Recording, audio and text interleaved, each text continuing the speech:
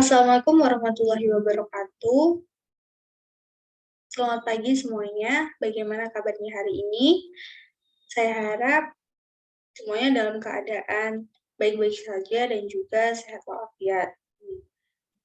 Jika pada pertemuan kemarin kita sudah membahas tentang konsep dari elastisitas, dalam konsep elastisitas kita telah mempelajari 3 hal utama, yaitu tentang tegangan, regangan, dan juga modulus elastisitas. Nah, pada pertemuan kali ini kita akan melanjutkan materi dari elastisitas, yaitu tentang hukum Hooke. Nah, setelah kita belajar bersama-sama tentang hukum Hooke, maka saya harap kalian nanti akan mampu untuk mengidentifikasi hukum Hooke, kemudian kalian mampu untuk membedakan susunan pegas, seri, dan juga paralel, dan yang terakhir, itu kalian mampu untuk mengidentifikasi energi potensial pegas. Nah, di dalam hukum Hooke ini, kita akan belajar tentang apa saja sih yang akan kita pelajari, yaitu yang pertama, hukum Hooke, yang kedua, susunan pegas, yang ketiga, energi potensial pegas, dan juga yang terakhir adalah kita akan belajar tentang contoh-contoh soal. Untuk yang pertama, kita akan belajar tentang konsep dari hukum Hooke. Jadi, hukum Hooke itu berbunyi, jika suatu gaya tarik tidak melebihi batas elastisitas pegas, maka pertambahan pegas itu sebanding dengan gaya tariknya. Nah, konsepnya itu dijelaskan pada gambar ini. Jadi kita amati jika suatu pegas itu dengan panjang mula-mula sebesar L0, kemudian dia mendapatkan beban yang ditarik dengan gaya sebesar F, maka pegas tersebut akan mengalami pertambahan panjang sebesar delta L. Nah, dari percobaan tersebut akan didapatkan grafik seperti pada gambar berikut, yaitu jika F-nya bertambah, maka delta L-nya itu juga akan bertambah. Jadi grafiknya akan lurus naik seperti pada gambar, sehingga gradiennya itu sebesar K sama dengan F dikali delta L. Sehingga dari grafik tersebut, hukum Hooke itu dapat dirumuskan sebagai F sama dengan K dikali dengan delta L, di mana delta L-nya itu adalah LT atau panjang total dikurangi dengan L0 atau panjang mula-mula, di mana F adalah gaya dengan satuan Newton, kemudian K adalah konstanta pegas dengan satuan Newton per meter, kemudian delta L adalah pertambahan panjang dengan satuan meter. Nah, selanjutnya kita akan belajar tentang susunan pegas. Susunan pegas itu dibagi menjadi dua, yaitu susunan pegas dengan rangkaian seri, dan yang kedua adalah dengan rangkaian paralel. Nah, pada rangkaian seri, pegas itu disusun atas dan juga bawah seperti pada gambar di samping. Di mana pegas yang atas itu adalah K1 atau konstanta 1, kemudian pegas yang bawah itu K2 atau konstanta 2. Sedangkan bebannya itu sebesar M. Sehingga dapat dirumuskan yaitu 1 per Ks sama dengan 1 per K1 ditambah dengan 1 per K2. Dengan keterangan Ks adalah konstanta pegas pengganti seri dengan satuan Newton per meter, kemudian K1 adalah konstanta pegas 1, dan K2 adalah konstanta pegas 2. Nah, pada rangkaian paralel, pegas akan disusun secara berdampingan, seperti pada gambar. Sehingga Kp-nya itu sama dengan K1 ditambah dengan K2, di mana Kp adalah konstanta pegas pengganti paralel dengan satuan Newton per meter. Nah, agar kalian lebih paham lagi tentang konstanta pegas dan juga hukum Hooke, kita akan membahas satu contoh soal, yaitu 3 pegas identik dengan konstanta pegas K disusun seperti pada gambar ini. Ketika diberi beban sebesar 100 gram, maka sistem pegas itu akan bertambah panjang sebesar 0,75 cm. Dengan gravitasi 10 meter per sekon kuadrat, maka nilai K-nya adalah,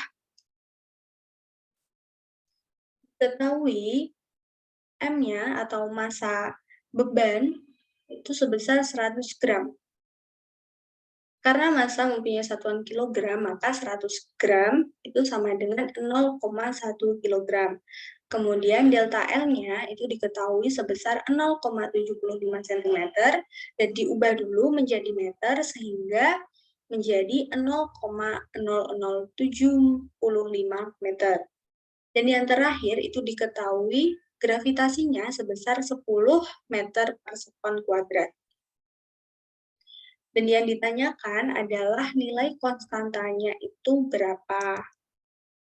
Untuk menyelesaikan persoalan ini, kita melalui 2 tahap. Yaitu yang pertama, kita tentukan dulu KS-nya.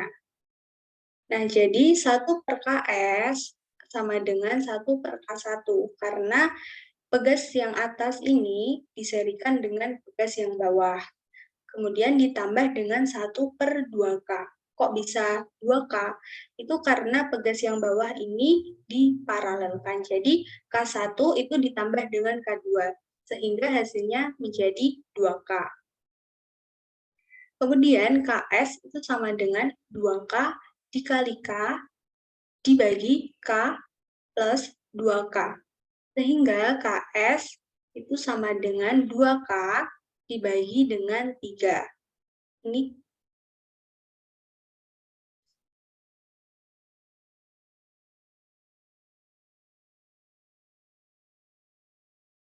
Nah, tahap yang kedua itu kita menentukan konstanta pegasnya melalui rumus F sama dengan K dikali dengan delta L. F ini dijabarkan lagi menjadi massa dikali gravitasi, sama dengan K dikali dengan delta L. Massanya dimasukkan yaitu sebesar 0,1, kemudian gravitasinya sebesar 10, sama dengan K-nya yaitu 2K per 3 dikali dengan delta L sebesar 0,0075. Sehingga 0,1 dikali 10 itu sama dengan 1. Dan 0,0075 itu dibagi dengan 3, sehingga hasilnya 0,0025 dikali dengan 2K. Sehingga K itu sama dengan 1 per 2 dikali 0,0025. Sehingga K adalah sama dengan 1 per 0,005 dan nilai K atau konstanta pegasnya yaitu sebesar 200 Newton per meter.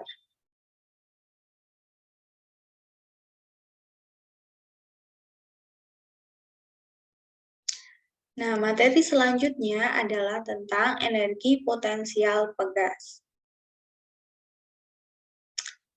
Jadi, energi potensial pegas merupakan usaha yang dilakukan oleh pegas ketika mengalami pertambahan panjang, sehingga energi potensial pegas dapat dirumuskan seperti EP sama dengan setengah dikali K dikali dengan delta L kuadrat. Di mana EP adalah energi potensial dengan satuan Joule, kemudian K adalah konstanta pegas dengan satuan Newton per meter, kemudian delta L adalah pertambahan panjang dengan satuan meter.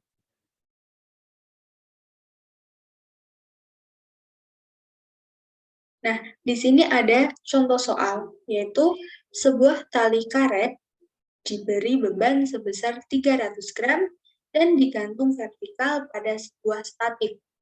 Tegangan karet itu bertambah panjang sebesar 4 cm dengan gravitasi sebesar 10 meter per sekon kuadrat, maka energi potensial karet tersebut adalah, nah dari soal ini kita dapat mengetahui bahwa M sama dengan 300 gram itu dijadikan kilogram, maka masanya itu sebesar 0,03 kg, kemudian delta L itu sebesar 4 cm dan dijadikan meter terlebih dahulu, maka delta L atau pertambahan panjangnya itu sebesar 0,04 meter, dan yang terakhir adalah gravitasinya, yaitu sebesar 10 meter per sekon kuadrat. Nah, yang ditanyakan adalah energi potensial karet tersebut berapa?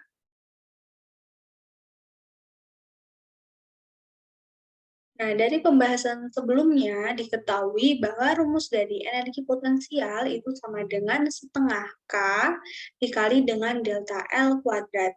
Namun, K-nya di sini itu belum diketahui, sehingga kita perlu mencari K terlebih dahulu melalui rumus F sama dengan K dikali dengan delta L, di mana rumus ini adalah rumus dari hukum Hooke. Nah, sehingga K itu dapat dirumuskan sebagai F dibagi dengan delta L. Dengan F itu dijabarkan kembali menjadi M dikali G atau massa dikali gravitasi dibagi dengan delta L. Sehingga K itu sama dengan 0,3 dikali 10 dan dibagi dengan delta L-nya yaitu 0,04. Sehingga K adalah 3 per 0,04. Dan K sebagai konstanta pegasnya itu sama dengan 75 Newton per meter kuadrat. Nah, setelah kita mengetahui K-nya sebesar 75 Newton per meter kuadrat, itu kita masukkan ke dalam rumus energi potensial, yaitu sama dengan 1 per 2 atau setengah K dikali dengan delta L kuadrat.